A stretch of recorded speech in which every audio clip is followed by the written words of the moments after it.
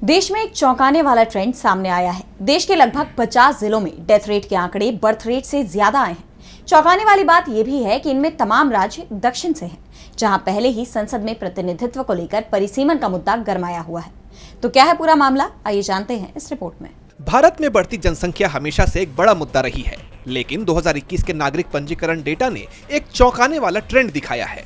देश के 49 जिलों में अब बर्थ रेट से ज्यादा डेथ रेट के नंबर्स सामने आए हैं। ये स्थिति खास तौर पर दक्षिणी राज्यों जैसे तमिलनाडु, केरल और कर्नाटक में देखने को मिल रही है।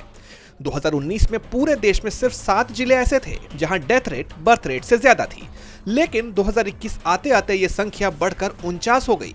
खासकर तमिलनाडु में यह बदलाव सबसे ज्यादा दिखा। 2019 में तमिलनाडु का एक भी जिला इस लिस्ट में नहीं था, लेकिन 2021 में इसके 37 में से 17 जिलों में डेथ रेट बर्थ रेट से ज्यादा हो गए, यानी आधे से ज्यादा जिले इस ट्रेंड में शामिल हो गए। हालांकि ये बदलाव पूरे देश में एक जैसा नहीं है। नॉर्थ इंडिया के राज्यों जैसे उत्तर प्रदेश और मध्य प्रदेश में अभी भी बर्थ रेट डेथ रेट से ज्यादा है। उत्तर प्रदेश के सभी 75 और मध्य प्रदेश के 51 जिलों में जनसंख्या बढ़ रही है। ये आंकड़े देश के पॉपुलेशन इंडेक्स में एक बड़े बदलाव की ओर इशारा करते हैं। जहां दक्षिणी राज्य कम बर्थ रेट और ज्यादा डेथ रेट की ओर बढ़ रहे हैं, वहीं उत्तरी राज्य अभी भी पुराने पैटर्न पर बने हुए हैं। ये ट्रेंड भविष्य में देश की जनसंख्या और संसाधनों पर गहरा असर डाल सकता है। चिंता की बात यह है कि इससे लोकसभा और राज्यसभा में कहीं न कहीं दक्षिण का प्रतिनिधित्व कम होता हुआ दिख रहा है।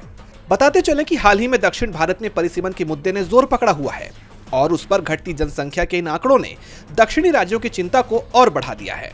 डीबी लाइव साउथ की रिपोर्ट।